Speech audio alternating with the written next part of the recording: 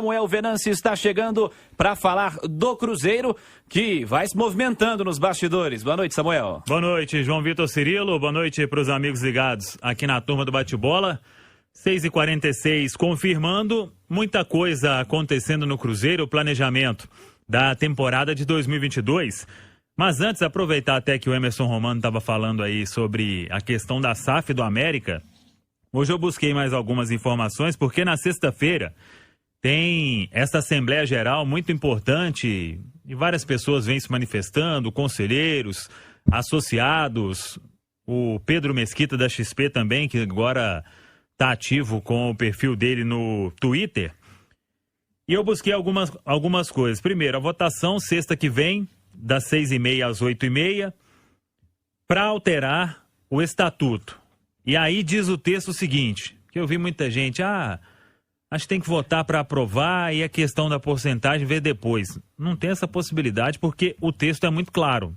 Então vai votar o seguinte, abre aspas, o Cruzeiro Esporte Clube, a alteração, no artigo 1º, parágrafo 5º do Estatuto Social, passaria a ter a seguinte redação, abre aspas. O Cruzeiro Esporte Clube será acionista obrigatoriamente e de modo permanente na sociedade empresária ou sua sucessora que vier a constituir para explorar a atividade do desporto profissional titular de pelo menos 10% do capital social, sendo vedado o registro de sociedade sem aprovação pelo Conselho Deliberativo do contrato social, fecha aspas. O que isso quer dizer?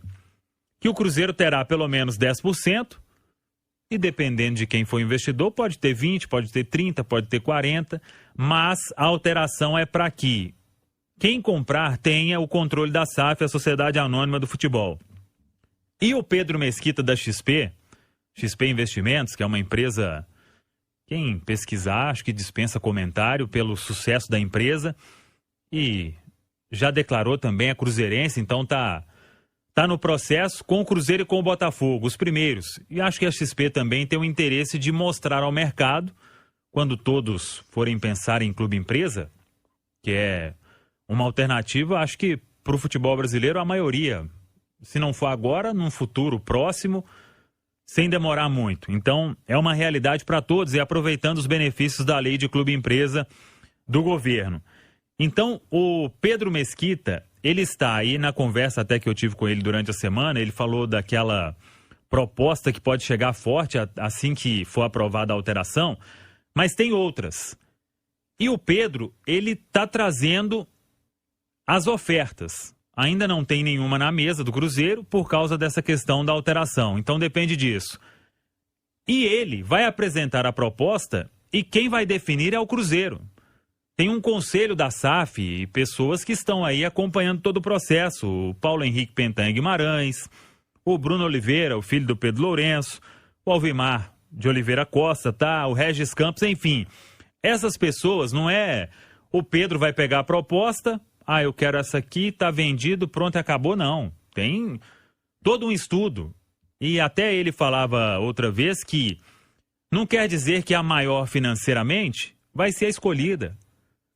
Qual que é o projeto a ser apresentado? Então, tem muita coisa para acontecer. Agora, contrato de confidencialidade, eu já até falei aqui, o que a gente falar de valor é esse, o clube é esse, o fundo de investimento é esse, é chute.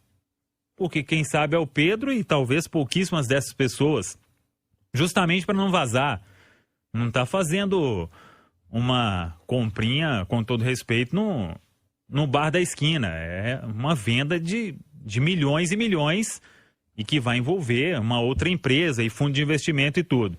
E ele falou nessa questão que estaria propenso a comprar 90% mediante a aprovação, que seria esse fundo de investimento, um grupo de reputação inabalável, com capacidade financeira e dono de um grande clube da Europa. Se vier mesmo uma proposta com essas características, eu acho que dificilmente vai ser uma coisa ruim. Mas, repito, e o Panzi falou isso muito bem esses dias, por enquanto, para nós, algumas coisas são desconhecidas. Mas, repito, tem pessoas de muita credibilidade no processo, empresas de muita credibilidade no processo, para a gente simplesmente ficar desconfiando e, claro, é bom desconfiar, mas vamos esperar o processo. A coisa não será tão assim, vendeu aqui, acabou e pronto isso. Tem pessoas que vão ter, principalmente o presidente Sérgio Santos Rodrigues, ele que vai assinar a venda. Então, se ele não assinar, nada acontece. Então vamos aguardar. Será uma semana de muita expectativa a próxima, principalmente com esta reunião, com essa Assembleia Geral no Conselho Deliberativo, votando conselheiros e associados para essa questão do Clube Empresa. Edu, importante, claro, cobrar por transparência no processo e importante também que o Conselho do Cruzeiro entenda a importância do momento, Edu. Ô, Cirilo, eu acho que ele até já entendeu, tá? Não é possível que ainda tenha alguém no Conselho do Cruzeiro que ache que está tudo bem, que exista outra saída. Não existe outra saída. Dizer que... Eu também não vou chegar aqui e dizer que é a salvação e que agora está tudo bem e que acabou o problema. E que é um risco também de acontecer do jeito que está. Mas precisa correr o risco. Errado, sim, a SAF der errado, vai ficar o jeito que está. Precisa correr esse risco. O Samuel trouxe alguns nomes que fazem parte do conselho da SAF e são nomes que têm ajudado muito o clube.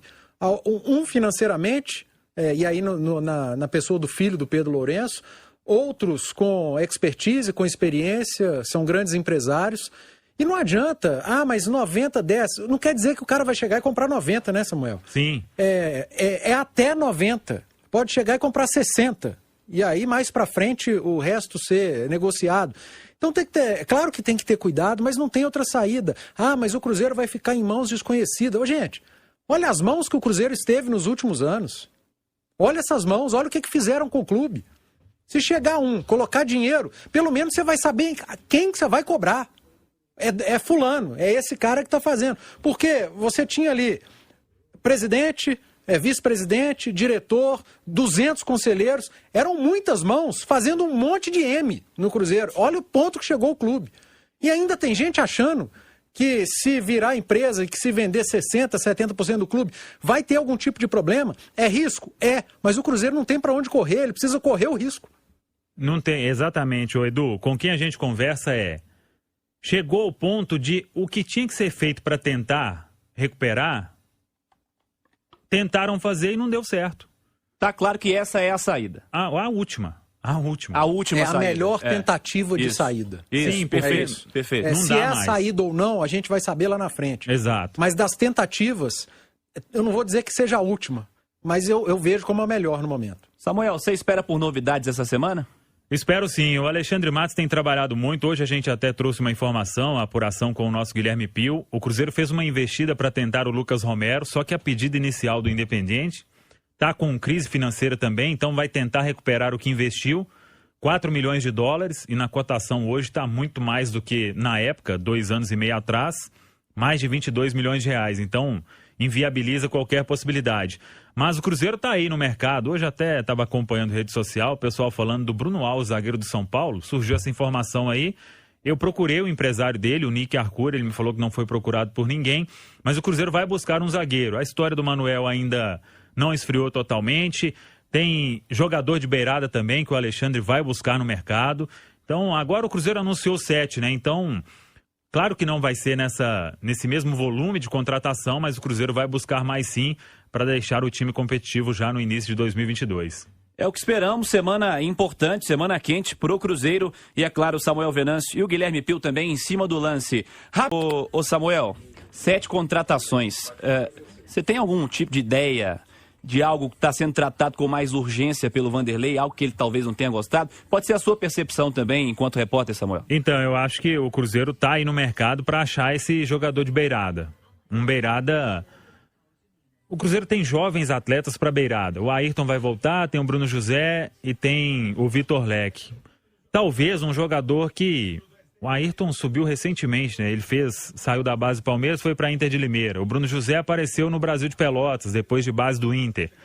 O Vitor Leque saindo da base agora. Então, talvez um com mais rodagem, com bons números, com mais bagagem. Pelo menos um para beirada. Acho que o Cruzeiro busca no mercado, mais um zagueiro. Tem a questão também de querer um goleiro. Aí se fala do Jailson experiente, ou o Brazão, que é mais jovem. Mas o Lucas França deve sair mesmo emprestado. O Cruzeiro entende que precisa de um ali, não pensando tão somente em uma aposentadoria do Fábio. Ninguém sabe quando o Fábio vai parar. mas para ter um ali seguro se precisar entrar. Se acontecer alguma coisa, tem um cara de confiança. Né? Exatamente. Não sei se seria o melhor caminho investir num cara de 40 anos, Edu. O Jailson. Até porque você não pensaria nele também como um possível substituto do Fábio lá na frente, né? Porque aí você teria que substituir dois. Porque o Jailson também já está na reta final. Eu acho que o Cruzeiro não precisa investir muito em goleiro. Mas que precisa de um reserva, talvez sim.